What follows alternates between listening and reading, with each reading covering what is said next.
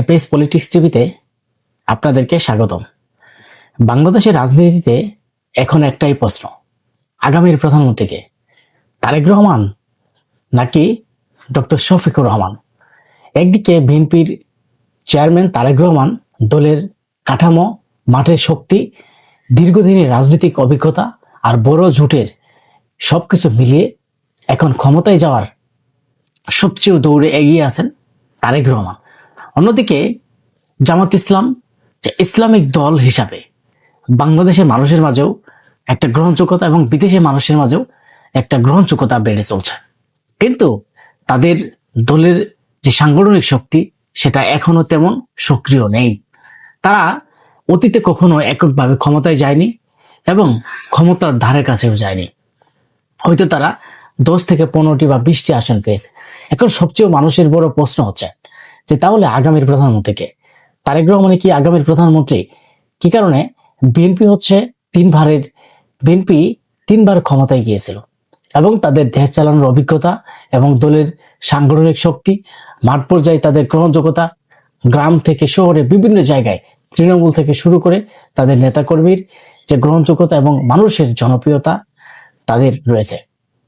কিন্তু তৃণমূল গ্রাম পর্যন্ত এখনো জামাত ইসলামের যে প্রার্থী আছে, যে এমপি নির্বাচন করবে, তাকেও কেউ চিনে না। যে কারণে জামাত ইসলামের এবার একটা সমস্যা বা সংকট দেখা দিতে পারে। জামাত ইসলামের অনলাইনে সবচেয়ে গ্রহণযোগ্যতা বেশি।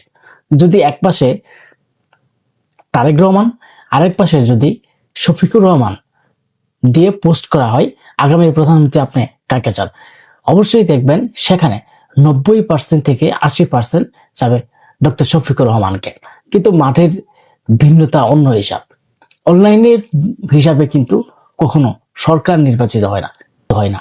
সবচেয়ে মাঠে যার জনপ্রিয়তা এবং মাঠে যায় গ্রহণযোগ্যতা বেশি, সেই কিন্তু সরকার নির্বাচিত হয়। এখন আমরা বর্তমানে একটা জিনিস ক্লিয়ার ভাবে দেখতে পারছি যে আগামীতে প্রধানমন্ত্রী হওয়ার সম্ভাবনা তারেক রহমানের। কারণ গ্রামের পর্যায়ে যেই নেতাকর্মী, যে লক্ষ লক্ষ মানুষের ঢল নেমে আসছে। আপনারা জানেন তারেক রহমান গতকাল ময়মনসিংহ একটা বক্তব্য দিয়েছেন এবং আজিমপুরে বিভিন্ন জায়গায় সেখানে লক্ষ লক্ষ মানুষের সমাগম হয়েছে, জনসমুদ্রে পরিণত হয়েছে। কিন্তু তার যে সাংগঠনিক শক্তি, তার যে বক্তব্য দেওয়ার অভিজ্ঞতা, সবকিছুই মানুষকে আকৃষ্ট করে ফেলেছে এবং তিনি একজন সবার কাছে জনপ্রিয়তা হয়ে গেছেন এবং মানুষের মুখে মুখে এখন উচ্চারিত হচ্ছে। এবং আপনি চার দোকান থেকে শুরু করে গ্রামগঞ্জে বিভিন্ন জায়গায় যদি আপনি ঘোরাফেরা করেন, একটা জিনিসই দেখতে পারবেন, আগামীর প্রধানমন্ত্রী তারেক রহমান। কেননা তারেক রহমানের প্রতি আগামী মানুষের আস্থা এবং তারেক রহমান আগামী দেশ চালাতে সক্ষম হবে, সবকিছু মিলিয়ে তিনি একটা গ্রহণযোগ্যতা পাত্র হিসেবে মানুষের কাছে রয়েছে।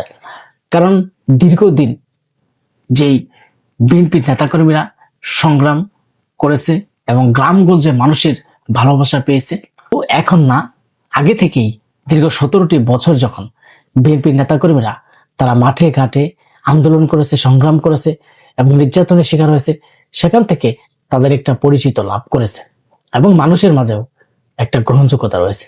কিন্তু এখন বর্তমানে যে জামাতে ইসলাম, তারা যে গুপ্তভাবে রাজনীতি করেছিল, তাদের নেতাকর্মীরা সে সময় মাঠে তেমন সক্রিয় ছিল না, যে কারণে তাদের একটা আগামী নির্বাচনে একটা প্রভাব পড়তে পারে। আপনি দেখেন প্রতিটা আসনে যদি আপনি খেয়াল করে দেখতে পারেন, তাদের নেতাকর্মী, তাদের যে কে এমপি প্রার্থী, কেউ এতদিন চেনে নাই, হঠাৎ করে তারা পরিচিত মুখ সামনে চলে আসছে।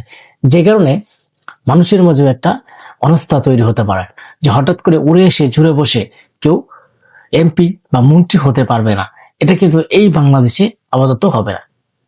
কিন্তু আপনি যতই ইসলামিক দলের লেবাস না গিয়ে আপনি চলেন না কেন, কিন্তু মানুষ সেটা জানে না। গ্রামগঞ্জের মানুষ এগুলো বিশ্বাস করে না। গ্রামগঞ্জের মানুষ কে কার পাশে থাকলো, কে কার অবস্থান তৈরি করতে পারবে, সবকিছু মিলিয়ে তাকে মানুষ চাচ্ছে। তো আমরা গ্রামগঞ্জে বিভিন্ন পত্রপত্রিকা সবকিছু মিলিয়ে আমরা যে বিষয়গুলো ক্লিয়ার ভাবে দেখেছি যে আগামীর প্রধানমন্ত্রী অবশ্যই তারেক রহমান। আপনি বলতে পারেন যে কেন তারেক রহমান, শফিকুর রহমান কেন হবে না? শফিকুর রহমান যেই তারও গ্রহণযোগ্যতা আছে, তারও ভালোবাসা মানুষের কাছে আছে, কিন্তু তারা হয়তো এই প্রথম এককভাবে নির্বাচন করতে যাচ্ছে 300 আসনে, এবং কি জোট সঙ্গীদের নিয়ে। তারা যে জোট সঙ্গীদের নিয়ে নির্বাচন করছে, বিশেষ করে এনসিপি কে যে তারা 30-32টি আসন দিয়েছে, সেখান থেকে হয়তো তারা 5টি আসন বিজয় হওয়া কঠিন হবে। জামাত ইসলাম তাদের জোট শরিকদের জন্য 110টি আসন ছেড়ে দিয়েছে। এই 110টির ভিতরে 10টি বিজয় হওয়া তাদের জন্য অনেক কঠিন হয়ে যাবে। তার মানে 100 আসন তারা নিশ্চিত ভাবে ফেল পড়ে গেছে, যেই কারণে আগামী সরকার তাদের সম্ভাবনা নেই। এদিকে বিভিন্ন জরিপ চলে আসছে নির্বাচনের সামনে। সেই জরিপে প্রায় 80টি আসনে বিএনপির প্রার্থী এগিয়ে, এবং অন্যান্য আসনে হয়তো হাড্ডাহাড্ডি লড়াই হবে, সেখান থেকেও বিএনপি অনেকগুলো আসবে। তো আমরা সম্ভাবনা বা বিভিন্ন বিশ্লেষণ থেকে আমরা দেখতে পারি হয়তো 190টি বা 200-র মতো আসন নিয়ে বিএনপি সরকার গঠন করবে। কিন্তু আর যদিও 100 আসন পায়, সেই 100 আসন স্বতন্ত্র এবং বিএনপি থেকে যারা বিদ্রোহী প্রার্থী হিসেবে আছে এবং জামাত ইসলাম যারা আছে, অন্যান্য দল যারা আছে, তারা কিন্তু এই আসনগুলা পেতে পারে। আপনি দেখেন অনেকে বলবেন যে ভাই আপনি বিএনপি দালালি করেন, বিএনপির এটা করেন। না, বাস্তবতার মাঠ। আমাদের জামালপুরে যে 5টি আসন আছে, সেই 5টি আসনে কিন্তু বিপুল পরিমাণ ভোটে বিএনপি বিজয় হবে। এরকম কিন্তু সারা বাংলাদেশে। কেন তাদের গ্রহণযোগ্যতা? তারা 17টি বছর গ্রামগঞ্জে মানুষের সাথে থেকেছে, তাদের খোঁজ খবর নিয়েছে এবং লড়াই করেছে, সংগ্রাম করেছে এই গণতন্ত্রের জন্য। শুধু একটি দিন না, দীর্ঘ 17টি বছর মাসের পর মাস তারা কারা নির্যাতিত হয়েছে, তারা নিপীড়িত শিকার হয়েছে, তারা জুলুমের শিকার হয়েছে। অনেকেই বাবা মা ভাই বোন সবকিছু হারিয়েও তিনি এই গণতন্ত্র থেকে দূরে যায়নি। আজকে তাদের গ্রহণযোগ্যতায় সবার মধ্যে। আমরা একটা জিনিস ক্লিয়ার ভাবে দেখতে পারি যে বাংলাদেশে এই মুহূর্তে সবচেয়ে একজন পরিচিত মুখ এবং যাদের সরকার চালানোর গ্রহণযোগ্যতা হবে, সারা বিশ্বের সাথে সমঝোতা করে চলতে পারবে, সেই হচ্ছেন তারেক রহমান, আগামীর রাষ্ট্রের নায়ক এবং আগামীর প্রধানমন্ত্রী, সম্ভাব্য প্রধানমন্ত্রী তারেক রহমান। তারেক রহমান যখন বাংলাদেশে আসেন, আসার পরেই বাংলাদেশের মিডিয়া এবং আন্তর্জাতিক মিডিয়া, বিশেষ করে রয়টার্স, আল জাজিরা এবং আরো যে বিশ্ব মিডিয়াগুলো আছে, সেই মিডিয়াতে একটা জিনিস প্রকাশ হয়েছে যে আগামীর সম্ভাব্য প্রধানমন্ত্রী তারেক রহমান। সেখানে তারা সম্ভাব্য প্রধানমন্ত্রী যে বাংলাদেশে চলে আসছে এমনই যে রিপোর্টে তারা কথা বলেছেন, তার মানে হচ্ছে আগামীর যে প্রধানমন্ত্রী তারেক রহমান সেটা নিঃসন্দেহ। ইতিমধ্যেই ভারতও জেনে গেছে যে আগামীর প্রধানমন্ত্রী হওয়ার মতো যে সক্ষমতা এবং দলের যে সাংগঠনিক শক্তি, সেটা কিন্তু একমাত্র তারেক রহমানের আছে। যেই কারণে তারা আওয়ামী লীগকে বাদ দিয়ে এবং আওয়ামী লীগের সাথে এখন আর হাত না মিলিয়ে এখন বিএনপি এবং বাংলাদেশকে টানার তারা চেষ্টা করছে, এবং বিএনপির সাথে কিভাবে সম্পর্ক তৈরি করা যায় সেই চেষ্টা কিন্তু তারা চালাচ্ছে। শুধু ভারত না, এশিয়া মহাদেশ এবং বিশ্বের বিভিন্ন দেশ থেকে তারা তারেক রহমানকে স্বাগত জানিয়েছেন, এবং তারেক রহমান যে আগামী রাষ্ট্রের নায়ক সেটার কোনো বিকল্প পথ নেই।